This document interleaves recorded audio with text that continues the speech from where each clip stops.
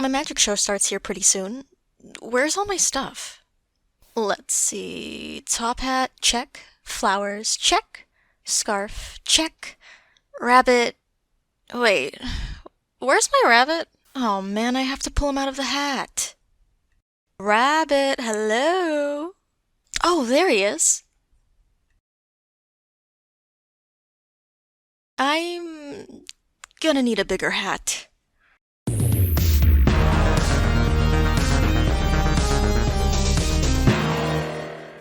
Hello everybody, and welcome to Keep the Peace Reviews. I'm Meso, and today I'm here to bring you a review of set number 10312, Jazz Club, the latest in LEGO's series of modular buildings.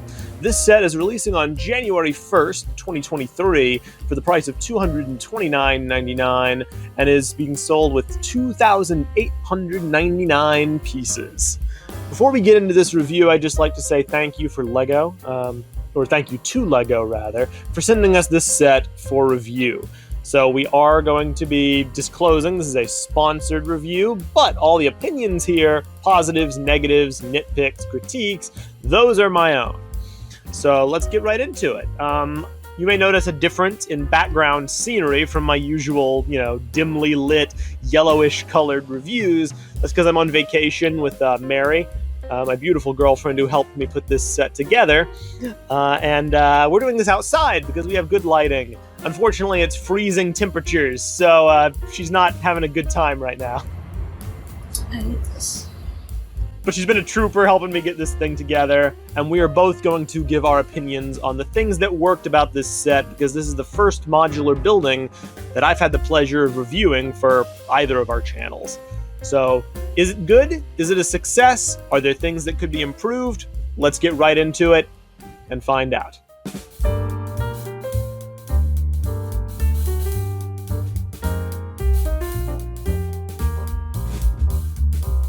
With this being my first modular building, I paid special attention to the building techniques used to create the exterior design of the Jazz Club. And one of my favorite aspects about this set has to be the roof, where the designers used a combination of angled plates and rounded pieces to achieve a sloped design that constantly goes up and down across the width of the roof. This sense of verticality and motion and upward movement is consistent throughout the design, as the gray 1x1 tiles on the front of the roof, the cheese slopes pointing downward, and the alternating brown 1x1 tiles that go down the front of the club create a textured aesthetic that's immediately striking and unique from any other building I've owned. It all culminates in the centerpiece of the model, the Jazz Club sign, which uses printed pieces, thankfully no stickers, to great effect, with the classic LEGO sausage pieces being used to curve out the top and bottom of the sign to give it a rounded shape. Modular sets are always such fun to build. Like Meso, my only experience with modular buildings has been the Ninjago City series, so this was my first time building a mainline release. Even though the build was pretty similar due to it being, well, modular, there are a number of cool details on the outside to give this Jazz Club some variety. I'm a very big fan of the stained glass windows on the Jazz Club, which is something we don't get to see too often in LEGO sets. Additionally, the flowers in the windowsills, the hanging plants in the tailor shop, and the flowers covering the pizzeria gate look nice and add some well-needed greenery into a traditional cityscape. I've seen some complaints in the community about the height disparity between the Jazz Club and the pizzeria, with many people wishing the pizzeria was larger and more pronounced. While I understand that to a point, I don't really feel the smaller footprint led to a compromised design, as the pizzeria still boasts a fully fleshed out interior space, textured outside overhang, and a greenhouse to grow the veggies needed to make the delicious pizzas. The instructions add even more to that because they state that the carrots grown in the greenhouse are actually for the magician's pet rabbit. And there's something quite nice about gaining this additional information from the instruction booklet. As someone who likes lore, it really adds something to it.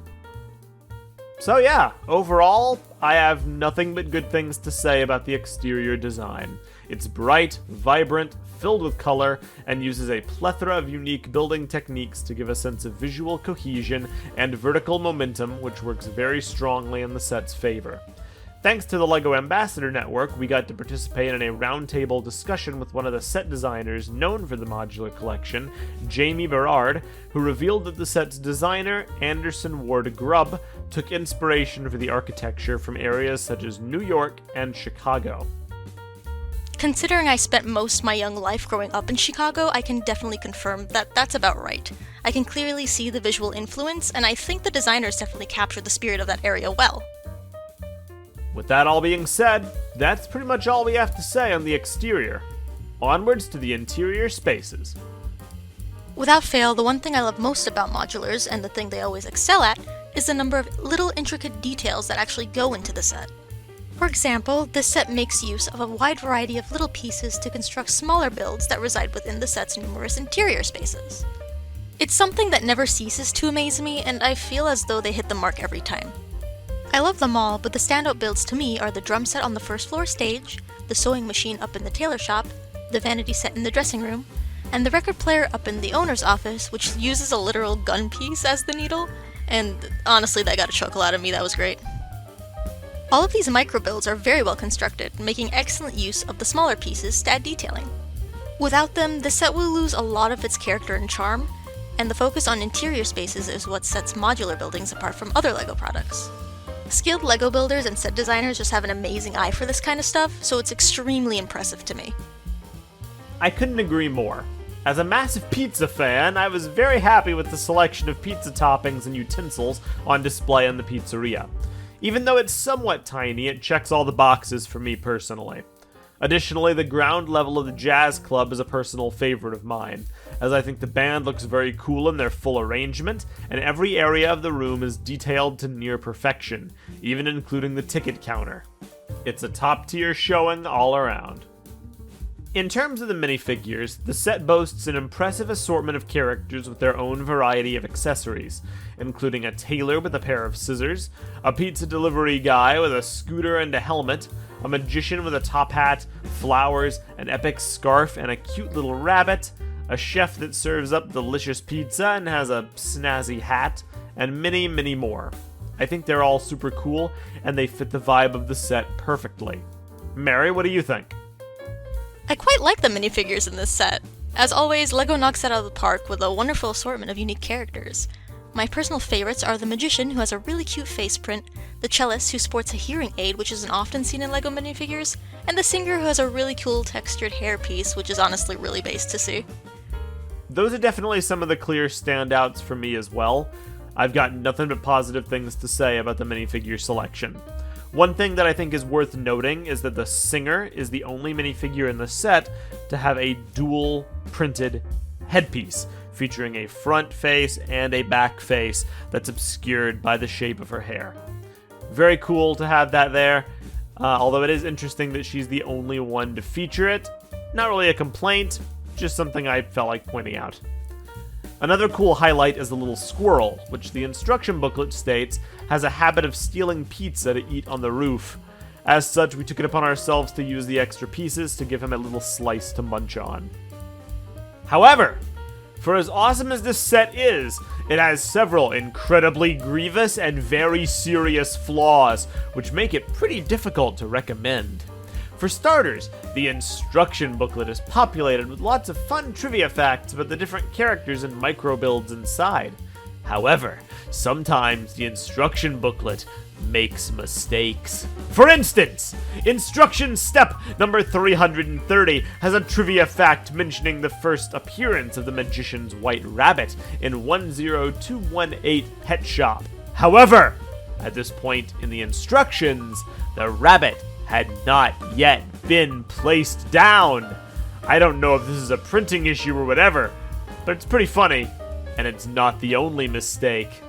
On step number 332, the set jumps the gun by showing pieces from bag number 13 during the instruction steps for bag number 12.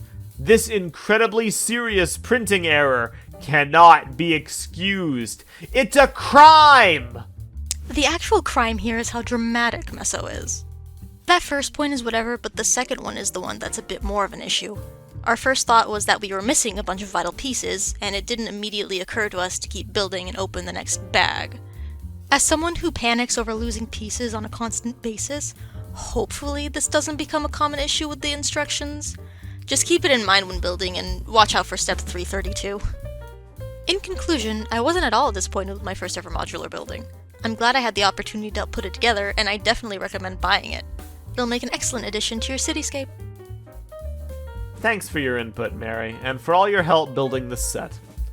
With that all being said, let's kick it over to my final thoughts. In conclusion, this set is absolutely fantastic. Over the years, I've heard people say a lot of positive things about modular buildings. I've never had the pleasure of owning one myself. Only ever have I had the Ninjago City, Ninjago City Gardens, that whole sub-theme, which is pretty similar, but not quite the same. And I was not disappointed in the least with this set. The amount of attention to detail, the sheer variety of minifigures on display, the intricate little, corner pieces of the variety of rooms, the band equipment, the pizzeria equipment, the musical notes, the magician's accessories, all the little details that really make each character have personality and give their role in the set weight and depth is really awesome to see. The architectural design elements, the front-facing, design techniques with the different bricks, the different one-by-one plates, the curved pizza slice plates. I don't really know the technical term for them, but how they're able to give everything this sense of momentum and design, going from, the flat ridges of the sides to the detail-oriented front-facing structure. This thing will pop in your city display. If you're one of the people who collects 1 million modular buildings, I wish I was you.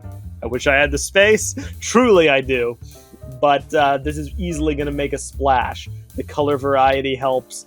The design in the architecture, this little roof detailing, the amount of rounded slopes on the different windowsills and the balconies is really awesome. The Jazz Club sign, the little printed pieces down here showing the stuff that's playing. There's so many different small details that really, when you're looking at a set with almost 3,000 pieces, the things that really jump out at you, you would think would be, how it's all put together, the interesting techniques and the build.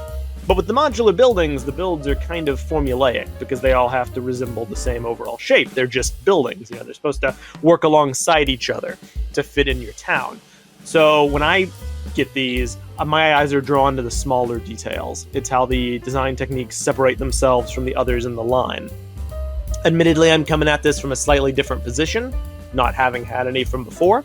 So my opinion may not hold as much weight as the average reviewer who maybe collects these all the time and buys the new one every year. But as a casual modular building enjoyer who wishes he had more space, this set is easily a recommendation from me, especially with the price per part ratio. Clocking in at 2,899 pieces, but only being sold for $229.99. That to me screams good value. And it tells me that if you're going to buy this, you're going to get your money's worth for it. So that's basically all I have to say for the Jazz Club. It's an easy recommendation from me. If you have any interest at all in the modular building range, or even if you don't normally and you're just looking for some variety in your collection, I would definitely give this a purchase. Thank you once again to LEGO for, sponsoring this video by giving us this set for review. And thank you to Mary for helping me put it together and for giving her thoughts on the set as well. And thank you all for watching this video on Keep the Peace. If you like the content that we're putting out as we're trying to grow this channel, please be sure to give this video a like, share it around. If you're interested in the content we're putting out, please subscribe and leave a comment saying what you think of the Jazz Club and LEGO modular buildings in general. I'd love to hear your thoughts on them. I'm Meso, and we'll see you all for another review very soon. Have a good one, everybody.